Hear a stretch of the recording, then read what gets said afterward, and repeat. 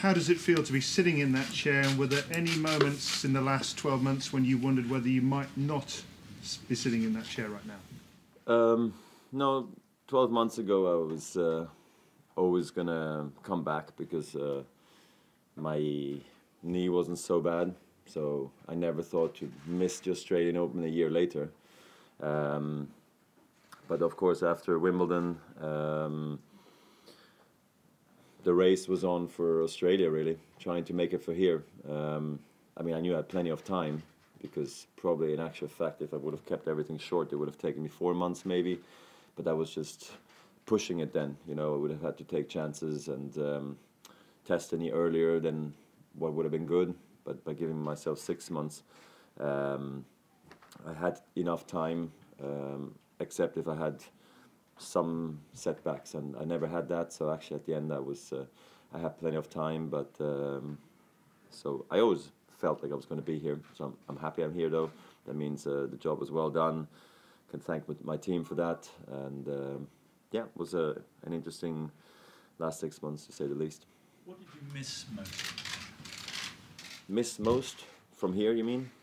Generally, when you were out, what was it about tennis that you missed? Tennis, you know, I guess you do miss the matches at some point. You know, you miss the feeling of winning, walking onto a stadium, seeing the guys. You know, it's like an extended family to some extent. Anyway, you know, you walk around here, it's probably the same for you. You see faces you haven't seen in a while, and it's just nice to see everybody again. Plus, I have a lot of friends on the tour, you know, because I'm a returning guest for like 20 years everywhere I go. So it feels good to see those familiar faces every single year, and it's something I couldn't quite enjoy the last 6 months. So that's probably what I missed the most.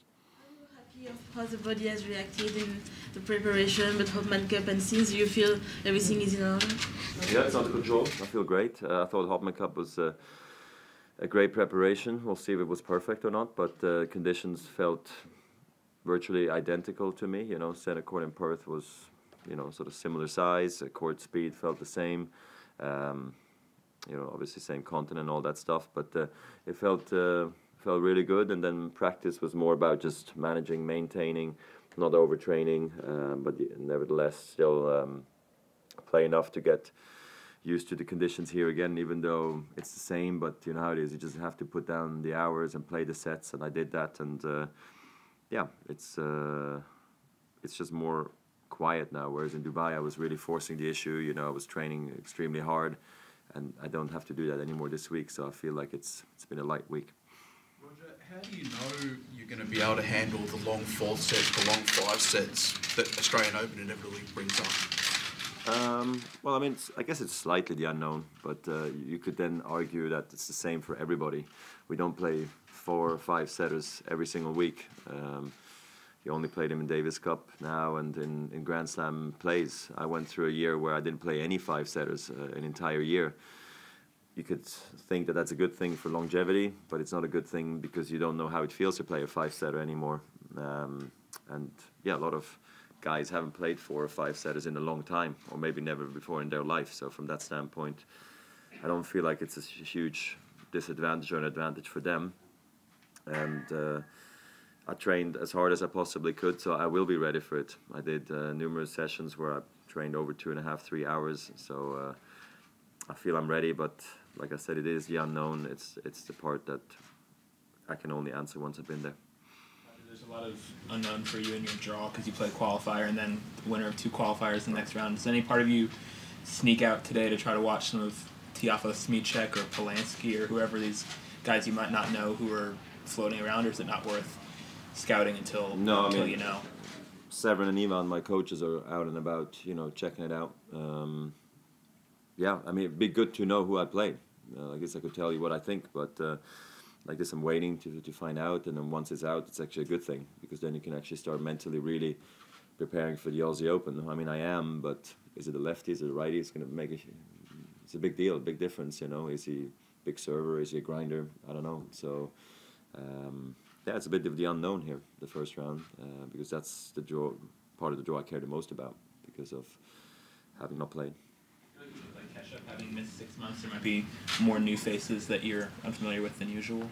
Not really, I don't think. I mean, I've never known all the guys in qualifying, or so there's always new faces coming up every season. Guys, a lot of them who played futures or challenges still a year ago, who are maybe 300. Next thing you know, is they're in the top 100, and it's nice to see those new faces. It's nice to see the changes, and it's no different this year, I don't feel. Roger, you will remember, I imagine, what it was like to first become world #1, which is what Andy's obviously experiencing this week. Does it feel any different? Do you get looked at differently, do you feel? Do you have a different sense of perception? I mean, I think it definitely feels different, yeah, because everybody comes up to you and says you're the best, so you start walking around a bit differently, just feel more confident overall in your shots without having had to play. So it's a good thing, and usually when you win, it solves everything. So from that standpoint, he's only won virtually the last 4 months. So I'm sure things have been very smooth for him and his life and family. Everything's great.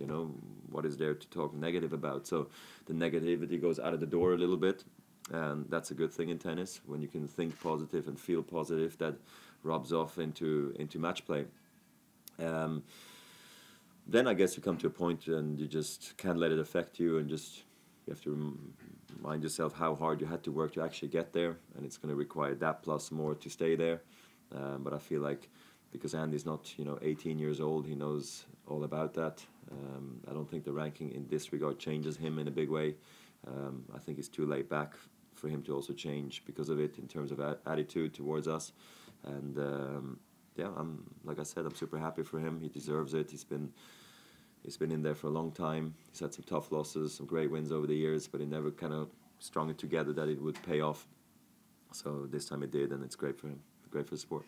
And just from your perception as somebody who's played the role of #1 in the world, upcoming player, you've dominated for many years.